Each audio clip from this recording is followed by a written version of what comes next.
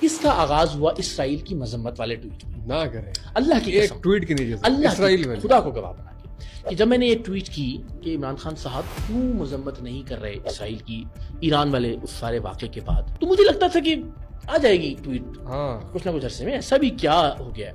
لیکن وقت گزرنے کے ساتھ ساتھ مجھے یہ احساس ہونا شروع ہوا کہ خان صاحب واقعی ٹویٹ نہیں کر رہے, اور مجھے یہ لگا کہ پی ٹی آئی کے لیے یہ اتنا کڑوا سچ ہو گیا ہے کہ جیسے ہی میں نے یہ بات کی ہے, پی ٹی آئی نے مجھے ان فالو کرنے کی اور بلاک کرنے کی مہم چلا دی ہے. میری بیویوں کی تصویریں آ رہی ہیں, میری فیملی پہ گالم گلوچ کی جا رہی ہے, اور ایک پورا ماحول بنا دیا گیا.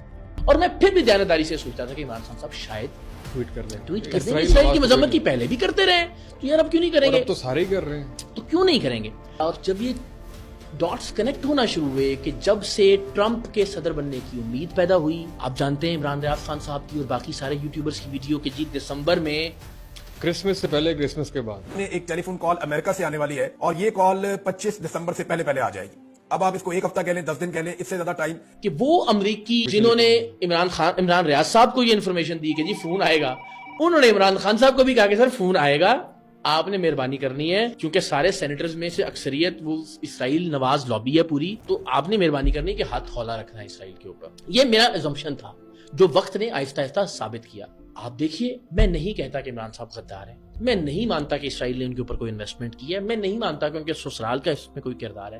میں ان کی ذات کے اس پہلو سے مایوس ہو گیا ہوں کہ جس میں ہم سمجھتے تھے کہ وہ دلیر ہیں. مجھے پتا چلا کہ وہ مصلحت کا شکار ہو گئے, وہ کمزوری کا شکار ہو گئے, صرف اسے خوف کی وجہ سے کہ اگر میں نے اسرائیل کے خلاف ٹویٹ کر دی تو ٹرمپ اور امریکی سینیٹرز ناراض ہو جائیں گے جو کہ اسرائیل نواز ہیں, اور میرے لیے فون نہیں آئے. اس مایوسی کا اظہار ہے میرا بار بار ٹویٹ کرنا کہ عمران خان صاحب کیوں بات نہیں کر رہے.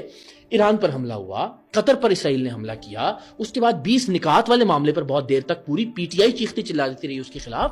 عمران خان صاحب جس کو پی ٹی آئی کے لوگ امت مسلمہ کا لیڈر مانتے ہیں, بہت ساری باتیں جی جیل سے کیسے کرے. یار ایک آدمی جیل میں بیٹھ کے ایک وزیر اعلیٰ کو چینج کر رہا ہے, ایک بندے کو وزیر اعلیٰ بنا رہا ہے, صنم جاوید صاحبہ کی تعریف کر رہا ہے, اپنی بہنوں کی وضاحتیں دے رہا ہے, سپورٹ کر رہا ہے, ہر موضوع پر بات کر رہا ہے. صرف میں اس خوف نے ان کے مجھے مایوس کر دیا کہ یار عمران خان کو تو ہم کچھ اور سمجھتے ہیں. تو اس وجہ سے میں بارہا یہ کر رہا ہوں.